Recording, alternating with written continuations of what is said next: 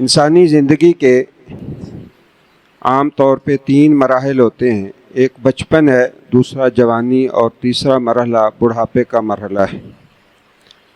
ان تینوں مراحل میں سے جو سب سے اہم مرحلہ ہے زندگی کا وہ جوانی کا مرحلہ ہے.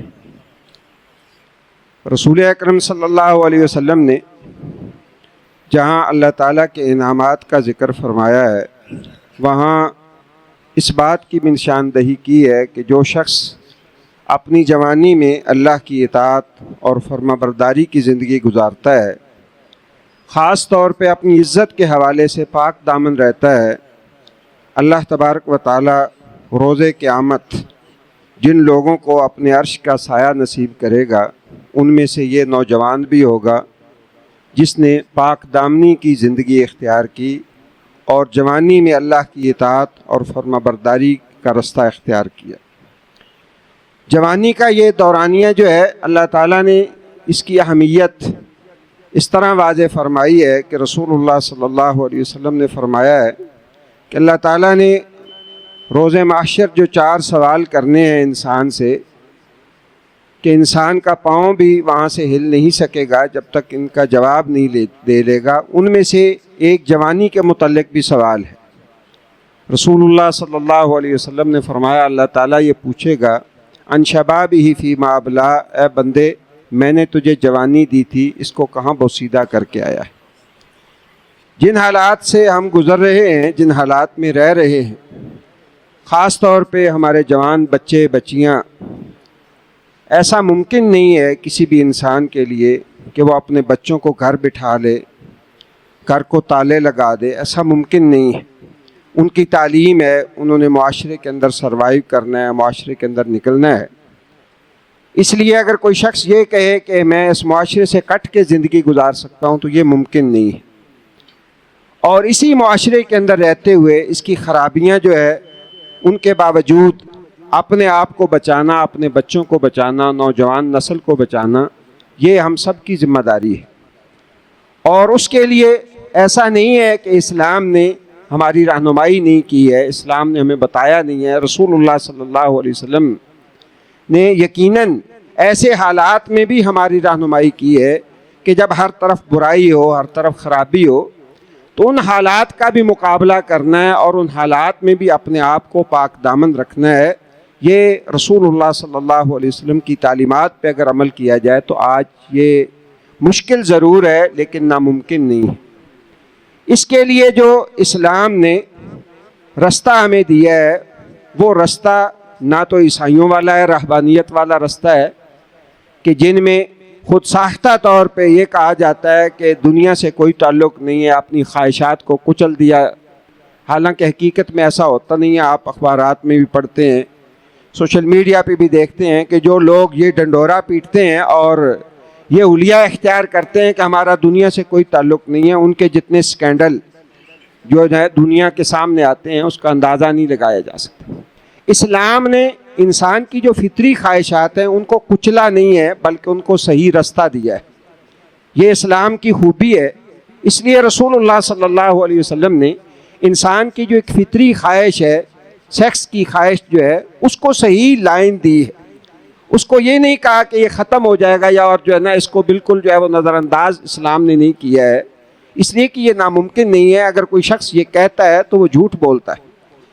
اسلام نے جو رستہ ہمیں دیا ہے، رسول اللہ صلی اللہ علیہ وسلم نے وہ یہ دیا ہے کہ یا معاشر الشباب من استطاع منکم الباءۃ فلیتزوج، کہ جب کوئی شخص نوجوان ہو جاتا ہے اس کی یہ فطری ضرورت جو ہے اللہ تعالیٰ نے اس کے ساتھ رکھی ہے، اس کے ساتھ نپٹنے کا جو سب سے محفوظ رستہ ہے وہ نکاح کا رستہ ہے.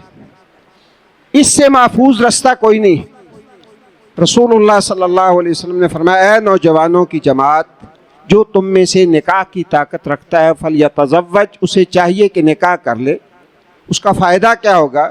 فإنہ اغض للبصر واحسن للفرج، اس کی نگاہ میں پاکیزگی آ جائے گی، نکاح جھک جائے گی، اور جو اس کی فطری ضرورت ہے اس طرح اللہ تعالیٰ اس کی فطری ضرورت کو پورا کر دے گا. اس کی شرمگاہ جو ہے وہ بھی محفوظ ہو جائے گی، وہ بدکاری سے بچ جائے گا.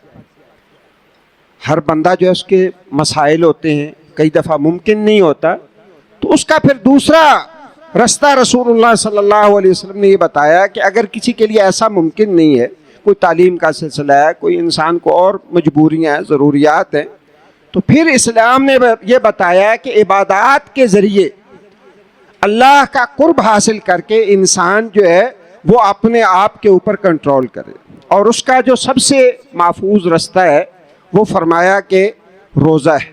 روزے کے ذریعے انسان اپنی نفس کی جو خواہشات ہیں ان کو کنٹرول کر سکتا ہے۔ فرمایا فَمَن لَّمْ يَسْتَطِعْ فَعَلَيْهِ بِالصَّوْمِ، جو اس کی طاقت نہیں رکھتا ہے وہ روزے رکھے۔ فَإِنَّهُ لَهُ وِجَاءٌ، یہ روزے جو ہے یہ اس کی اس نفسانی خواہش کو جو ہے وہ دبا دیں گے، اور اس کی عزت اور عصمت جو ہے وہ محفوظ رہے گی۔ اس کے علاوہ بھی اسلام نے جو حفاظتی تدابیر ہیں وہ یہ بتائی ہیں کہ وَلَا تَقْرَبُوا الزِّنَا، بدکاری کے قریب نہ جاؤ۔ تو میں یہ عرض اس لیے کر رہا ہوں کہ آج ہمیں ضرورت ہے کہ ہم اپنے بچوں کو ان چیزوں سے آگاہ کریں اور انہیں بتائیں کہ یہ جو اللہ رب العزت نے جس معاشرے کے اندر ہمیں پیدا کیا ہے، اگرچہ برائی ہر طرف پھیلی ہوئی ہے لیکن اپنے آپ کو برائی سے بچانا ہے، اس لیے کہ مسلمان کے لیے پاک دامنی اس کا سب سے بڑا سرمایہ ہے۔ عفت اور پاک دامنی، وہ لڑکا ہو یا لڑکی ہو، اس کی کل متاع جو ہے وہ اسی کے اندر ہے کہ وہ پاک دامن رہے۔ بدکار لوگ بھی بدکار کو پسند نہیں کرتے، چاہے جائے کہ کوئی پاک دامن جو ہے وہ کسی بدکار کو پسند کرے۔ آپ جانتے ہیں معاشرے کے اندر اللہ تعالیٰ نے ہمارے پردے رکھے ہوئے ہیں، ہر وقت دعا بھی کرنی چاہیے، اللہم استر عوراتنا وآمن رواتنا، اللہ ہمارے عیبوں پہ پردے ڈال دے۔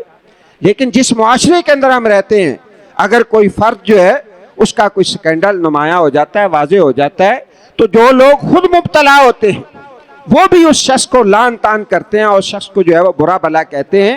اس کی وجہ یہ ہے کہ اللہ تعالیٰ نے فطرت کے اندر، مسلمان کی فطرت کے اندر پاکیزگی رکھی۔